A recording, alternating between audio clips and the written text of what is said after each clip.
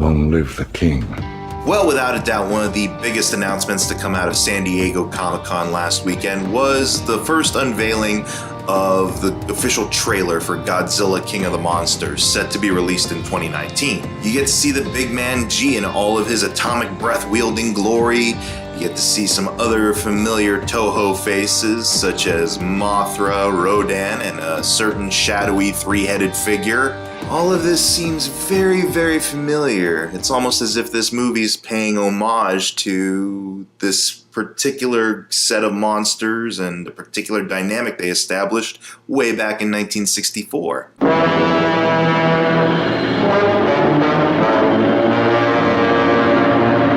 Yeah, the instant I saw the lineup and the way they were kind of focusing these particular kaiju to confront one another in King of the Monsters, I immediately thought of Ghidorah, the three-headed monster, known by the title and name of Ghidorah in this English dub I have. Not only was this the movie that kind of established the big expanding universe that would become Godzilla's support network of giant critters and enemies alike, it also gave birth to what many consider to be his ultimate arch nemesis.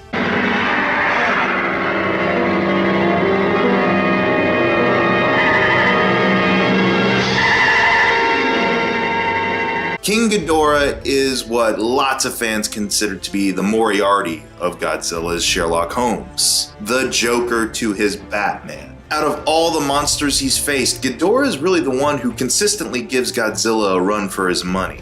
And I don't really know what it is about these two butting heads that really gets people jazzed. I guess it's just the visual of one lone radioactive lizard or dinosaur versus something straight out of fantasy, a three-headed, Demo dragon. That and whenever Ghidorah is doing his thing, you can see the devastation on display as three wild, flailing heads just shoot lightning everywhere.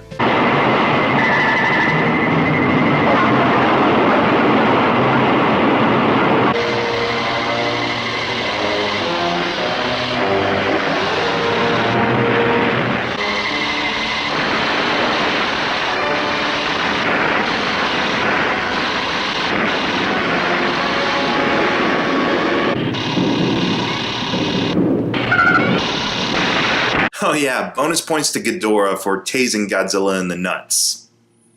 So that's a first. So obviously this isn't the first time Godzilla clashed with a monster. He'd had his run-in with King Kong prior, before that even Anguirus and Godzilla raids again, and even this is sort of a sequel to Mothra vs. Godzilla. But it is the first time that you ever did see Godzilla actually kind of ditch his lone wolf status and combine efforts with other monsters.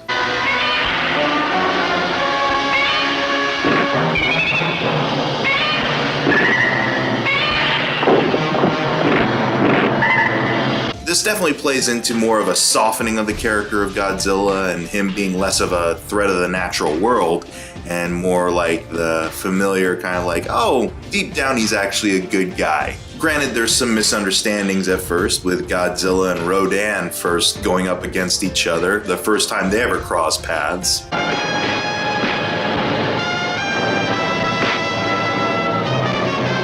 And I kind of love that it's little larva Mothra that ends up being the peacemaker between the two of them. And Godzilla at first is having none of it. He's kind of I remember when you and your twin gave me a hell of a fight in the last one, and you silk bukkaki'd me.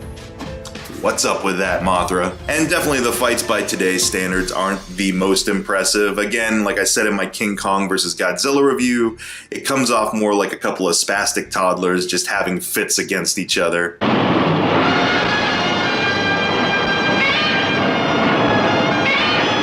And then you got little larva Mothra come in here and be like, ugh, boys. But I will say I really get invested when they all come together and combine their efforts against King Ghidorah. Little larva Mothra is pretty much okay, screw your guys' noise, I'm gonna take on the big man himself. And after Mothra gets its butt properly shellacked because it's still just a baby, at one point Rodan and Godzilla are just hey, This Ghidorah guy's beating up a kid, essentially. That ain't right. And it results in a great tag team with Godzilla holding back Ghidorah by the tail and Mothra using Rodan for leverage as it spews silk all over him. It's silly looking, but it's kind of great.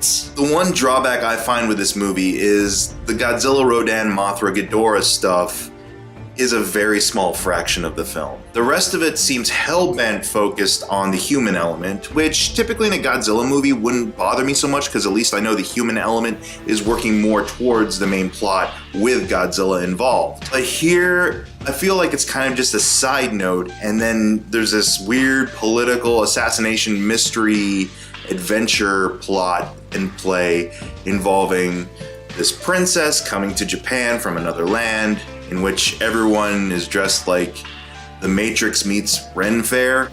Here, read this. What is it, sir?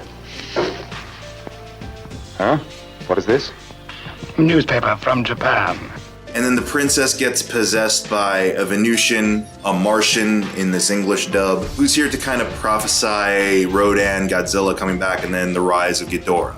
Centuries ago, the monster appeared in the skies of Mars. Within a month, the culture of Mars had been wiped out completely. And so this alien presence takes over the princess and she walks around in a hypnotic state for a majority of the film. Meanwhile, some people from her home government are trying to assassinate her. Like, these are committed assassins. They will take aim with a sniper rifle while three big kaiju are over the hillside fighting.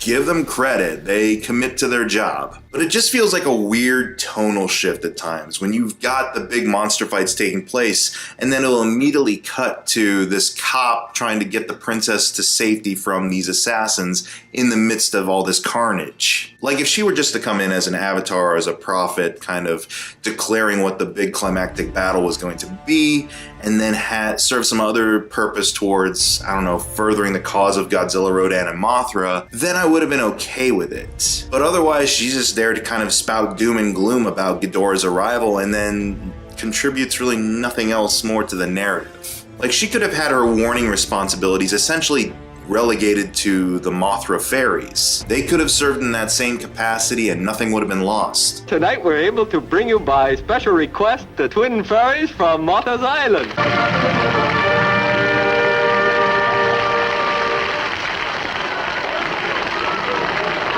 I do find it kind of hilarious that the fairies have kind of taken to the talk show circuit between Mothra versus Godzilla and Ghidorah, the three-headed monster. Like, basically, they're kind of slumming it while they're not on Infant Island, basically showing up on the Japanese equivalent of Star Search. So yeah, there's some cheesiness, there's some corniness to be had, but I think wallowing through a pretty ho-hum human storyline to get to all the main monster goodness is worth it. So yeah, there you have it, modern audiences. You had to kind of wade through a lot of useless human characters to get to the good stuff back in those days too. And I am very curious to see what direction Legendary takes these particular creatures and their dynamics with each other. I think with a title like Godzilla King of the Monsters, it's made abundantly clear as to who the victor, if not the sole survivor of this movie is going to be. I mean, he does have a big throwdown with King Kong in 2020, so I don't exactly see Godzilla pushing up daisies at the end of this particular movie. Not unless they just go full